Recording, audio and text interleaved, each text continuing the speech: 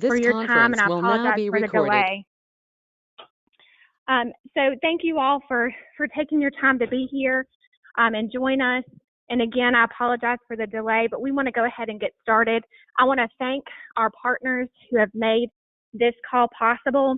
The Catawba County Economic Development Corporation and Nathan Hewitt, who is assisting with the technical aspects of the call, the SBTDC, the Small Business Center at CBCC, and we have about 18 chambers and economic development corporations from the 5th and 10th districts who have joined us today to make this call possible, and hopefully those names are appearing on the screen.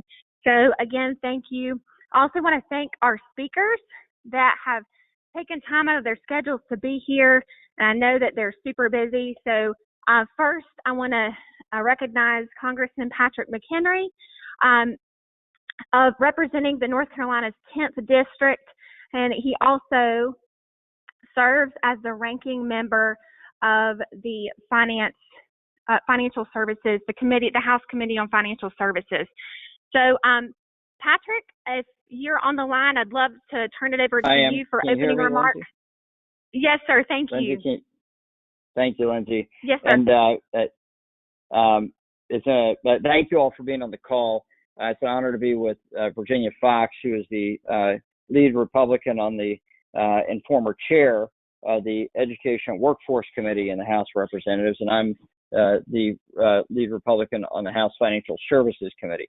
The piece of the bill that I helped negotiate, the CARES Act that I helped negotiate, deals with the monies that go to the Treasury through the Exchange Stabilization Fund, the bank regulatory and credit union regulatory relief that is in the bill, and then as it relates to the implementation of the Small Business Administration loan and grant program. We had new guidance last night for all the SBA lenders and all federally regulated credit unions and banks. That guidance details how the Small Business Administration loan program will work. There are a lot of questions on this, of course, but existing SBA lenders, as of midnight last night, were able to begin processing loans. And as of this morning, we had 1,125 loans processed for a total dollar volume of $400 million. And that was in the first 9 hours of the program.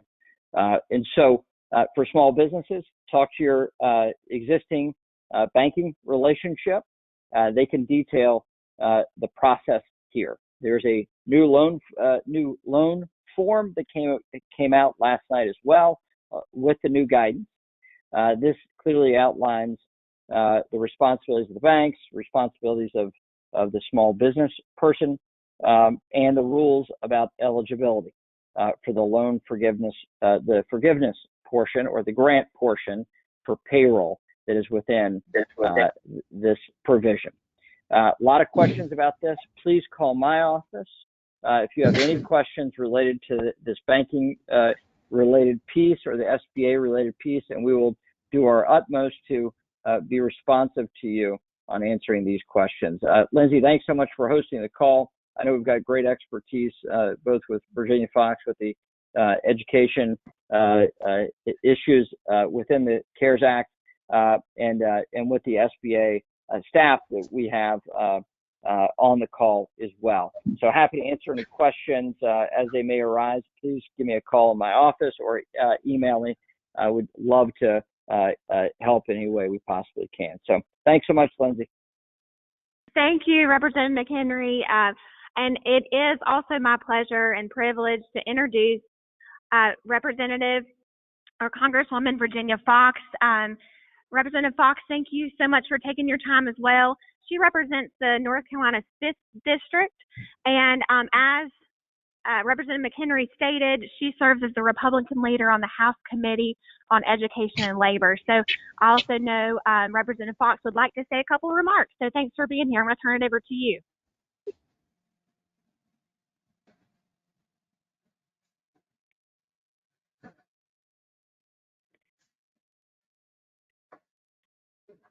Representative Foxx might have to unmute your line.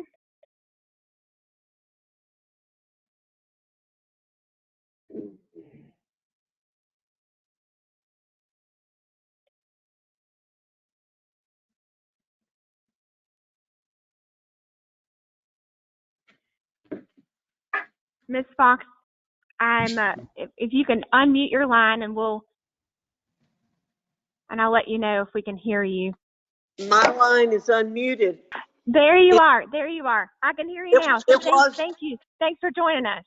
Well, it was unmuted. I don't know what happened. I muted it and unmuted it. So anyway, Patrick and I both have another call we need to be on. It started at 11. I think he probably has gotten off because he's one of the main speakers on that call too. But I want to reiterate what he said. Call our offices for specific questions, and you have two experts on the line who are going to be speaking after we do, and they are terrific on answering questions. But the number in my Clemens office is 336-778-0211. Andrew Krefsky is there, and he is answering calls, and or the calls are being forwarded to him if he's at home working. And we are working with small businesses every minute of every day, helping them. I think the school systems have pretty well down pat what was done in the CARES Act related to education. But if the schools have any questions, we're happy to answer their questions. Most of our questions are coming from small businesses. My own daughter has a small business and is caught up in all of this. So I'm hearing firsthand the challenges that are here. And I just want to say we're doing everything that we can. I do hope I will do what the president does every time and the vice president at the press conferences. Please follow the guidelines. We're blessed, I think, in North Carolina, in our part of North Carolina in particular, with very few cases. And so I'm hoping that will continue to be the situation. So I won't go into any details. Patrick's already, I think, covered what most of your members are concerned about. And so I would just urge people to continue to go to our websites, go to the websites of your chamber and the U.S. Chamber and other organizations that have lots of material out there. But I thank you, Lindsay. All the chambers are doing a wonderful job. Thank you. Representative Fox, I know you have a busy schedule, and I really appreciate you taking the time, and apologize for the technical sound issues. It's certainly a representative of the disruption that we're all experiencing. So thank you for that. Thank you also for being a champion for business. Both you and McHenry are always a strong voice for business, and we appreciate that on behalf of all of our chambers that are represented on this call. All right. Well, now we are lucky to be joined with two policy experts that are going to help dissect this bill as it pertains to our business partners. On the call, we have Joe Hart. Joe is the policy director for the U.S. House of Representatives Committee on Small Business, and then Rob Yavor. Rob is a senior professional staff with ranking member Steve Shabbat with the U.S. Committee on Small Business, or U.S. House Committee on Small Business. So both of them are here. I just want to remind you, if you have a question, to put them in the chat box, as they will be giving some information first, and then we'll have some time at the end to answer your questions. So Nathan Hewitt with the Catawba County Economic Development Corporation will be facilitating that Q&A. So just as a reminder, if you do have a question, go ahead and put that in the chat box, and we'll get to them after their comments. So I would like to introduce Joe Hart. Joe, I'll turn it over to you. Thanks again for taking the time. Sure, absolutely, and thank you for hosting the call, Lindsay. This has been a great way to get as much of this information out to the folks who need it. Both Rob and I have done about 10 or 15 of these so far, with about 10 or 15 more to go.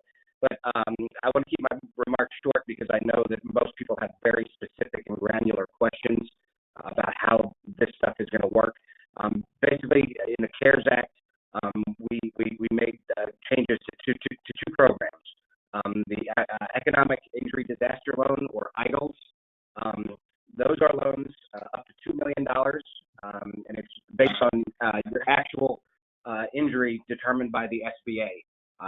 This is the type of loan. This is a direct loan from the SBA, so you would not be going to your local lender for these. You would be going to the SBA's website. And I say that knowing full well that a lot of you are very frustrated with the SBA's website. It keeps crashing. They are doing the best they can. It's a tough time, and they are doing the best they can. But these EIDL loans are you pay them back over 30 years. Basically, you can use them for anything you want, payroll, things along those lines. The change that we made for this particular program is that if you apply for an EIDL loan, you are eligible for a $10,000 grant that the SBA says they can get to you within 72 hours. And the kicker with that is even if the SBA declines your EIDL loan, you get to keep that $10,000, and it's forgiven. So that was the one significant change we made to the EIDLs. The other program, this is the big one. This is the Paycheck Protection Program. Joe. Yes. I'm sorry to interrupt you. We're having a little bit of static whenever you're speaking. It comes and goes. So I don't know if you can get in a place where you have the best reception. Sure. Yeah. Okay. Sorry to interrupt you, but thank you. Very important information. I want to make sure everybody can hear you. Sure. I moved closer to the window here. That sounds great. Okay. The Paycheck Protection Program.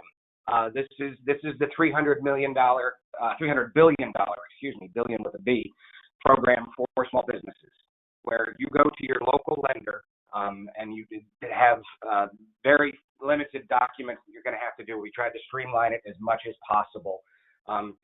You get this loan. You go to your lender. You get this loan, and if you use the loan for payroll costs, rent, utilities, and mortgage interest, that portion of the loan will be forgiven. You don't have to pay that back. The whole idea of it is to keep folks on payroll, even if your business is not open. All you have to do is maintain payroll. If there's flexibility, if there's legitimate reasons why your employee headcount has dipped, that's built into the program. But the goal is to have folks pay their employees and keep their businesses going over the course of the next 8 weeks, so that we don't, so that the businesses will have workers once all of this passes. I'm going to turn it over to Rob to see if he has anything else to add, and then we're going to be happy to answer your questions.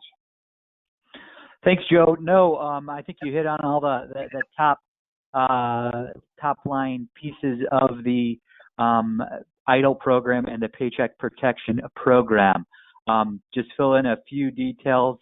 The $350 billion program, these are 100% federally guaranteed loans where, as Joe mentioned, if used under payroll assistance, mortgage interest, rent, and utilities over an 8-week period, it will be forgiven. The interest rate is going to be at 1%, and that's going to have a 2-year maturity. We are receiving information by the minute from both Treasury and SBA. Earlier in the week, they released a framework guideline for lenders and borrowers to start taking a look at it. That was either Monday night or Tuesday. Well, good news. They have revised some of that information and put out guidance last night that has gone to all lenders so that this program could be as close to up and running as possible this morning. And they have met those goals. The information is with the lenders right now. And we know that some lenders are working to get some money out the door. before we turn it over to questions, we're happy to answer any questions. And if we don't know the answers, we'll be sure to get you the answers. We are stressing that your businesses to start working with their lenders immediately. Again, this large $350 billion Paycheck Protection Program is with lenders. Your borrowers, your businesses will be working directly with lenders, both SBA lenders and non-SBA lenders that have been brought into the program through the help of the Department of Treasury. So we can't stress enough to suggest to borrowers and businesses to start working with their lenders, bankers, credit unions, etc. So with that, I think we covered the top lines, and we're happy to answer any question the best that we can.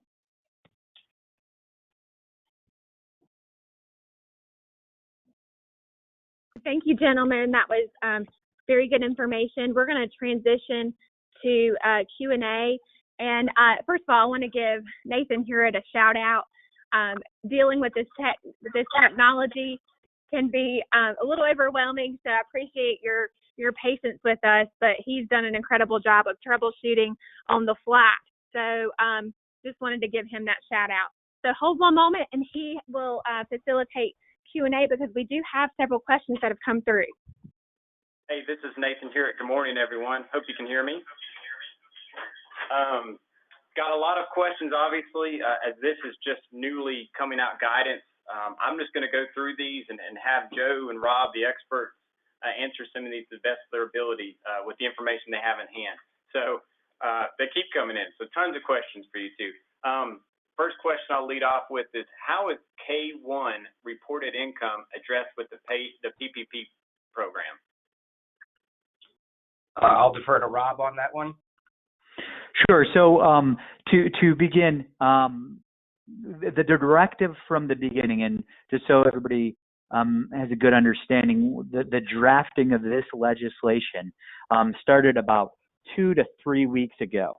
And the directive for everybody was see how many small businesses you can receive that can receive assistance between now and the end of the emergency period. Now, we know that the emergency period has been growing over the last few days and about the last week.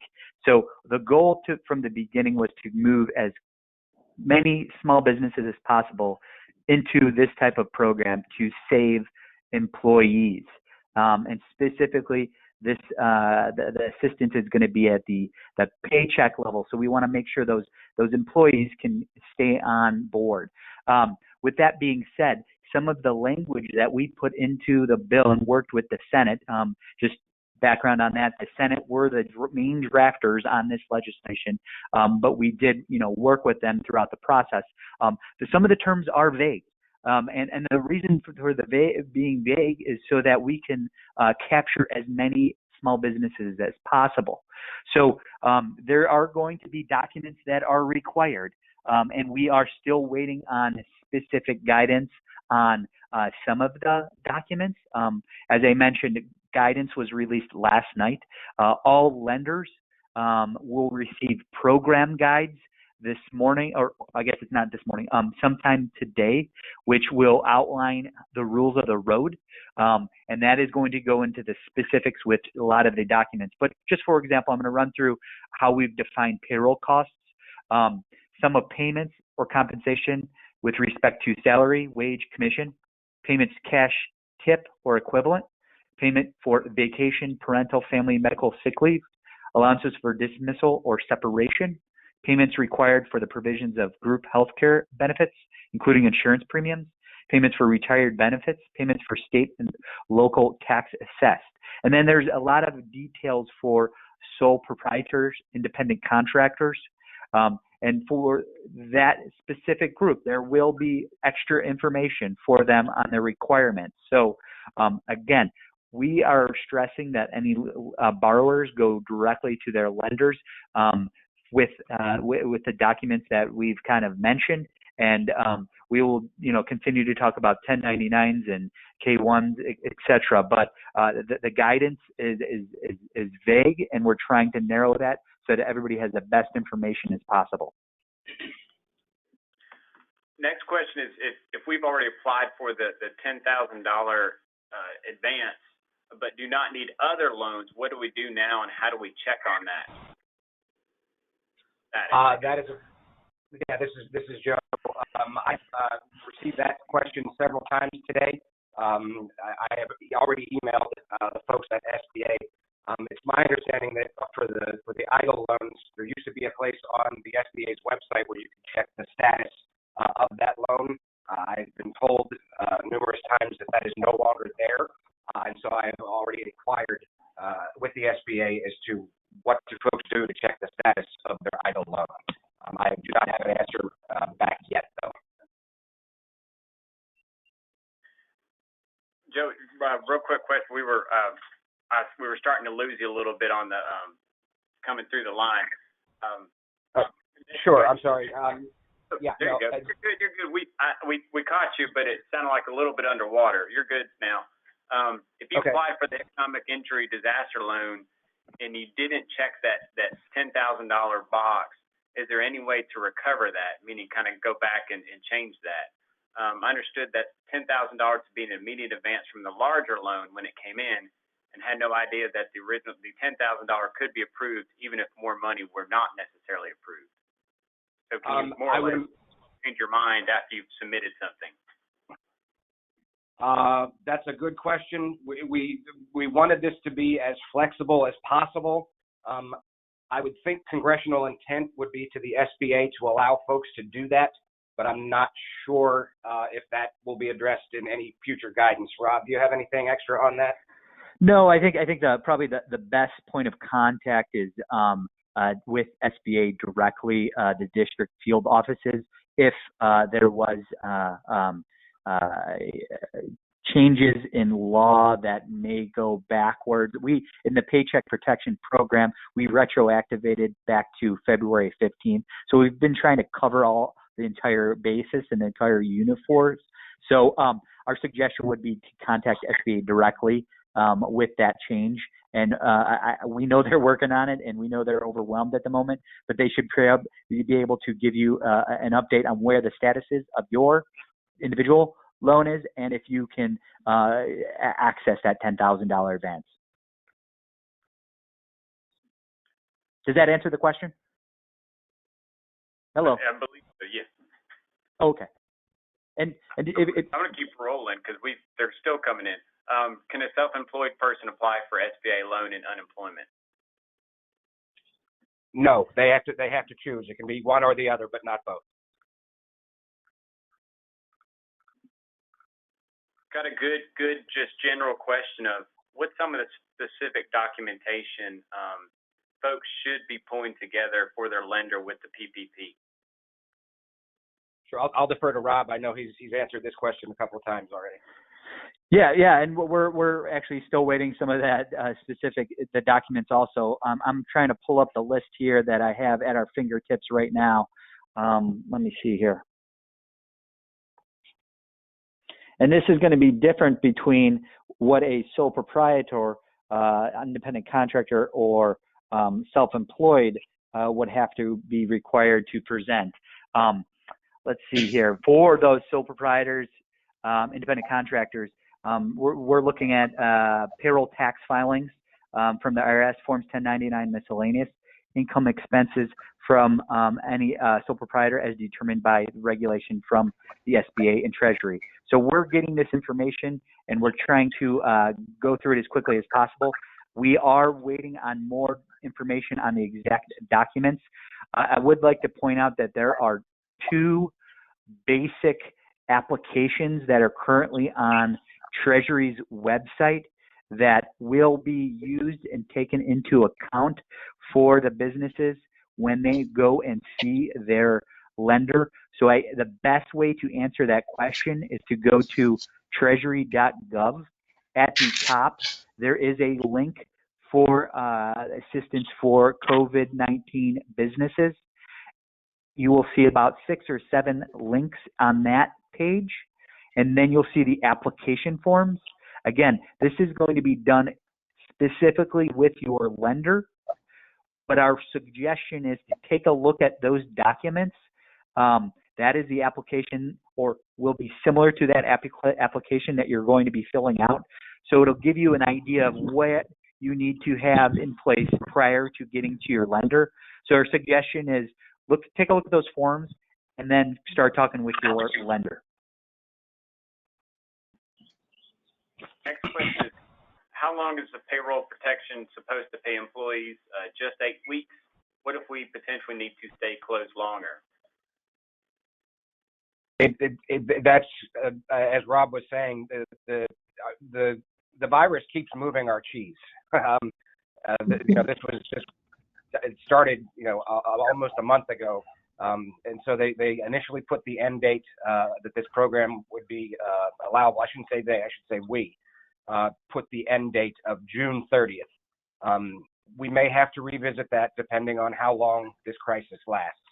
But yes, currently it is just those 8 weeks that would be forgiven. You can continue, the size of the loan isn't just what you need for those forgivable expenses. If you get a larger loan and use it for payroll past those 8 weeks, that you would have to pay that back, but the money will be available to do that. The PPP program is really geared towards payroll, rent, utilities, and not necessarily working capital, correct? Is it more the economic injury loan that is related to working capital?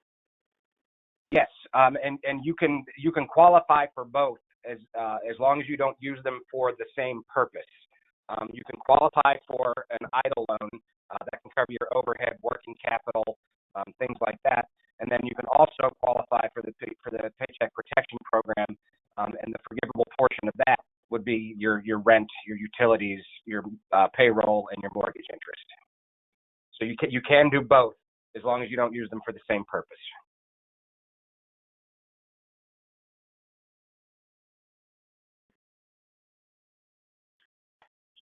I'm looking through the question, just filtering here real quick.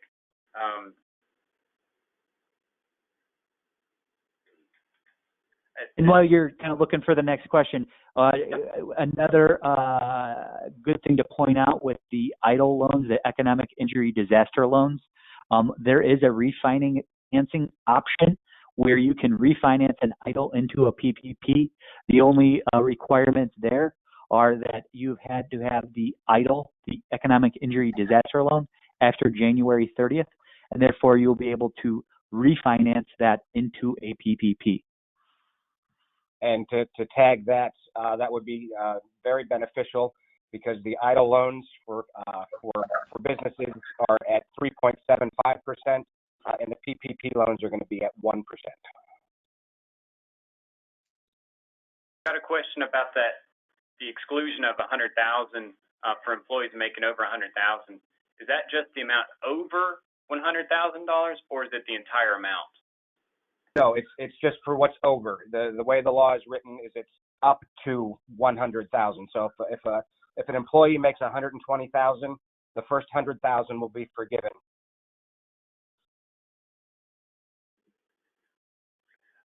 Got a question related to the economic injury loans.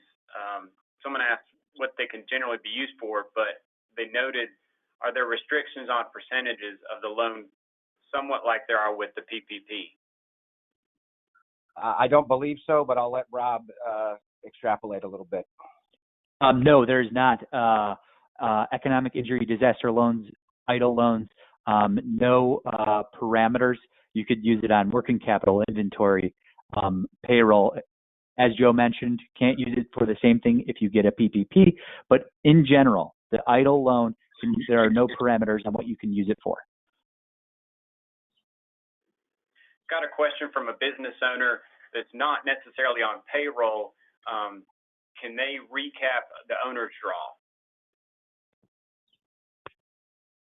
Could you repeat that question for me? I'm not sure if I understood it. The person wrote, I'm a business owner that is not on payroll. Can I recap owner's draw? And we may need to get a little more detail for that question. Well, I think what it is if you're a pass-through entity, you don't necessarily have payroll. You have, I think what he would need to do if he wanted to get a PPP is just show proof to the lender of what he essentially paid himself through W-2s, things like that. Rob, do you have any other?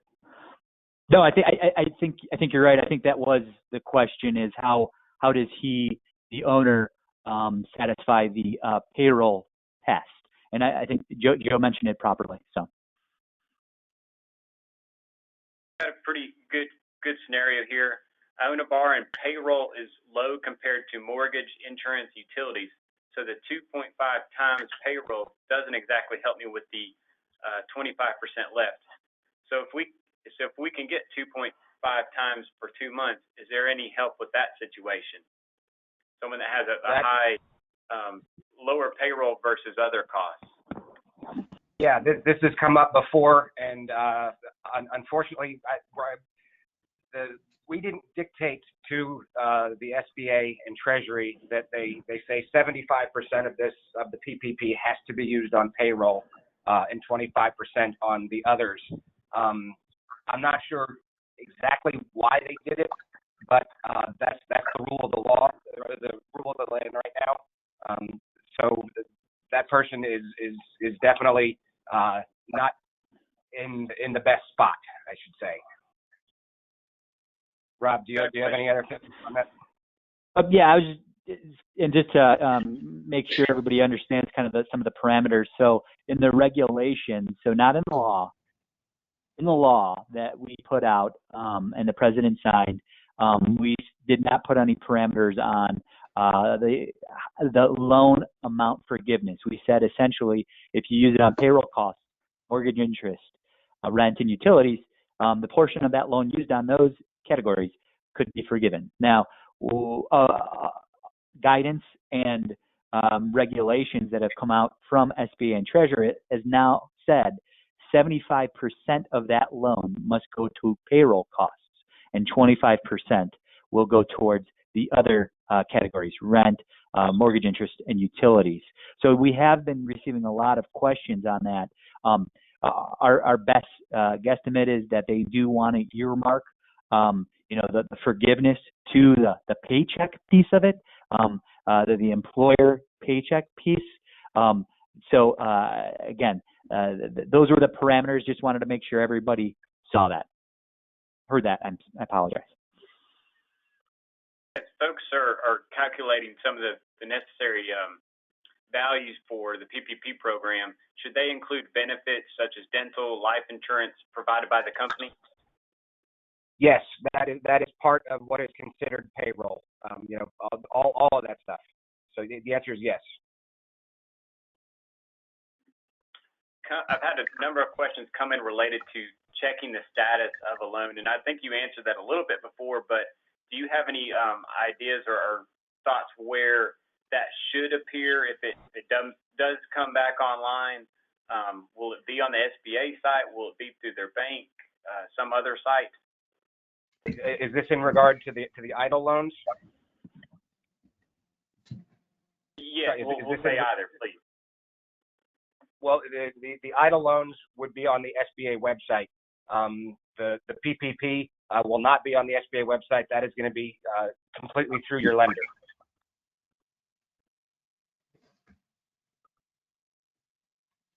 Question is, we've already had to lay off some of our employees.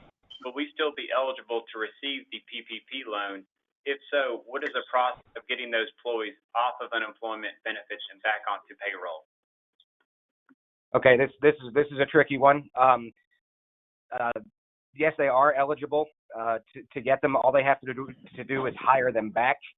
Now, this is going to be a conundrum for a lot of businesses who have employees that they have already laid off, and then the employee realizes that they can make more money on unemployment than they could at their job, and that's going to have to be a business decision to make. The employee is not allowed to collect unemployment insurance and receive the benefits of the Paycheck Protection Program at the same time. So it is an either or, and that's why it's going to have to be an individual business decision how they approach their employees who are already on unemployment insurance.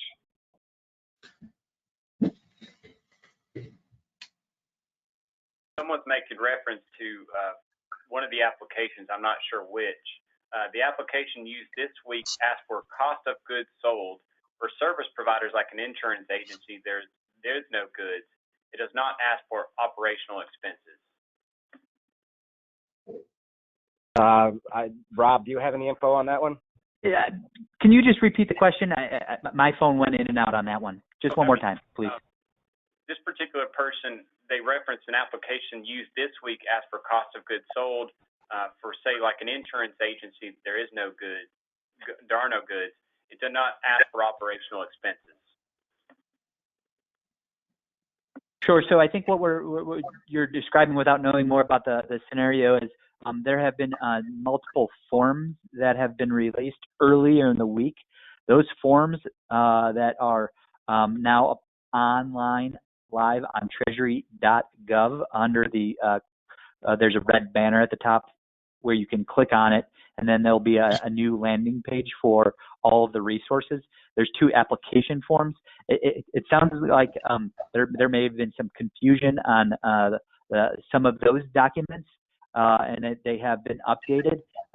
The cost of goods sold is not going into the calculation for your loan amount. And as a reminder, or I'm not sure if we've even gotten to this, but businesses will calculate their loan amount by taking 2.5 times their average monthly payroll of the last year, and that will be the number that you will receive as your loan amount. If that number is above $10 million, you will be capped at $10 million. So that is strictly the only number that will go into your loan amount.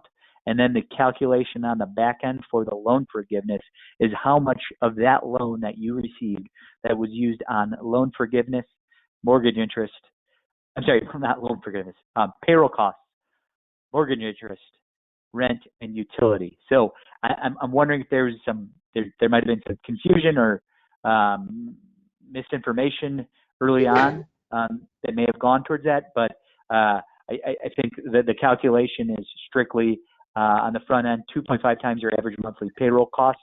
That will be your loan amount, and then the calculation on the back end for forgiveness is the amount used on payroll costs, mortgage interest, rent, and utilities. One thing that the discussion is reminding me of, we've got some great partners on the local levels in each of our communities between the small business technology development centers and the small business centers through the community college system. You've got a lot of folks that have a lot of expertise and are helping business owners, just like on the call today, walk through some of the processes to apply for these programs. So I'd encourage you to reach out to those folks if you don't have a relationship already. They've got great experience and are very helpful during times like this. So just a small plug for those folks. The question is, sorry, Greg. No, I was just going to say, I was just going to echo that the SBDCs, the women's business centers, your local SCORE chapters, those folks should be brought up to speed on this as well, and that is their job to help small businesses deal with all this stuff. Both of the programs that we've largely talked about this morning, the economic injury and the PPP program, are they open to sole proprietors? Yes, they are. I love good short answers. We don't get I like much questions. I like questions that respond with a short answer.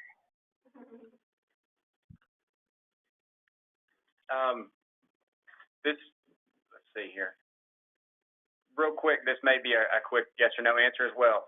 I was informed that 2.5 times multiplier actually got reduced to 2.25. Is this true? Not that I have seen. Rob? I agree with Joe. I'm not sure about that. And the guidance that it had that was released last night, it was still 2.5. That is correct. I'm gonna assume that that's a rumor, and we can hopefully quell that rumor. Yeah, and just to kind of talk a little bit about that guidance from last night. they did provide, and this is guidance that we will make sure, again, that everybody can see. It's on treasury.gov under that red banner, the COVID banner. They give examples on how to make that calculation for your loan amount, and they do use a 2.5. So perhaps, as Joe mentioned, maybe some misinformation out there. Everybody is moving as quickly as possible. The lenders are moving as quickly as possible, but it is 2.5 times your average monthly payroll cost. Can you provide more info regarding independent contractors who receive 1099s and what they are able to apply for, especially if they're not filed as their own business or as the sole proprietor? Sure. The law and the guidance does address this issue. They are eligible. If you're an employer who utilizes 1099 contracted employees, you would not be allowed to count them as employees, because those independent contractors who file the 1099 miscellaneouses will be able to apply for the PPP, and I believe their start date is next Friday, the 10th. We mentioned earlier that health insurance benefits are one of those things you could include if the employer provided. What about the FICA employer portion? Can that be included or not? I'll defer to Rob on that. He's our tax ace as well. We're still getting information, but as we know, that will most likely not be addressed.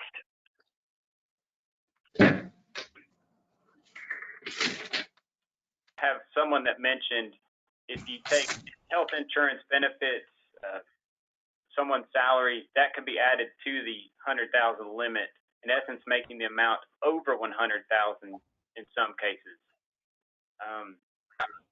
Is correct. I'm not sure the context there. Yeah, that is a factual statement, but only the first 100,000 will be forgiven. And I did want to jump in. The FICA question excluded from the calculation. Federal employment taxes between February 15th and June 30th will be excluded for FICA. So I just wanted to confirm that for everybody. Filtering through some of the questions, trying my best to understand them, to present them to you all. This one relates to more federal unemployment benefit. And do you happen to know if employees who have reduced hours and have made an unemployment insurance claim can also receive the $600 federal unemployment benefit? That's a little bit out of our depth. We did not have any input on the unemployment insurance question, other than to say they're not allowed to double dip. They'd have to either decide, get rehired by the business and drop their unemployment, or stay on unemployment. But I think the extra $600, I'm not sure how that divvies up if they were a part-time employee. Doing our best to answer everybody's questions here. This is a good general question I've seen a lot. Is there a deadline by which you must rehire employees that have already been laid off in order to receive PPP funds? We gave them a lot of flexibility. Rob, maybe you can help me not make a mess of this answer. Sure, and maybe it'll be a good idea to kind of walk through the loan forgiveness details. And there is SBA and Treasury have notified us that loan forgiveness guidance will be coming out shortly. But there are a couple qualifiers. So to qualify into the Paycheck Protection Program, you have to be a small business and generally 500 employees or below. It has been extended to 501c3s and 501c19s, which are veterans organizations. That 500 employee below threshold, there's a few exemptions. Businesses within the hospitality and food service industry, businesses that appear on the SBA's franchise directory, so franchisors and franchisees. In those specific cases, both in the food service and hospitality industry and franchises that appear on the franchise directory, the assistance is geared towards the store or location level. So drops down to the store and location level. So that's the big first qualifier is, whether or not you met the size standards for the business. You've also had to have been in business on February 15th, and you've also had to have employees on February 15th. So that enters you into the Paycheck Protection Program. Moving beyond the actual loan into the loan forgiveness piece, you have a few qualifiers. So the first qualifier is if you have maintained payroll continuity.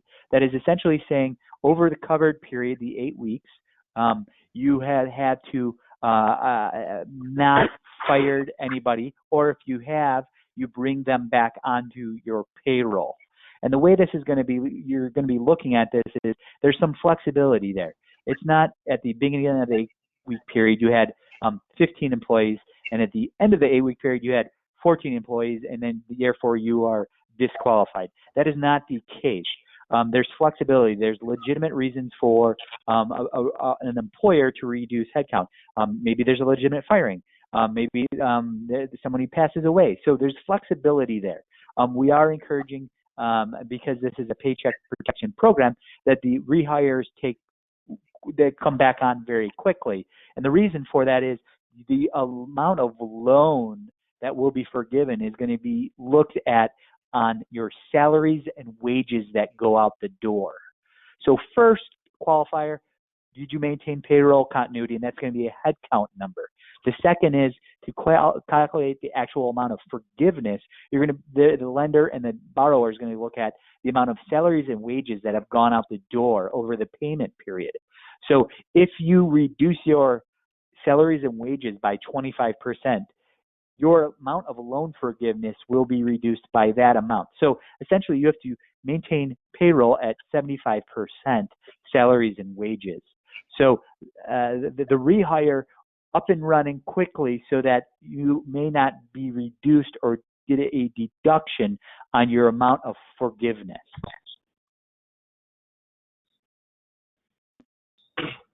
Okay, and this is Joe. If we could have maybe one more question. I know Rob and I have to hop on another call here very shortly. I'm trying to find you a really tough one for the last one.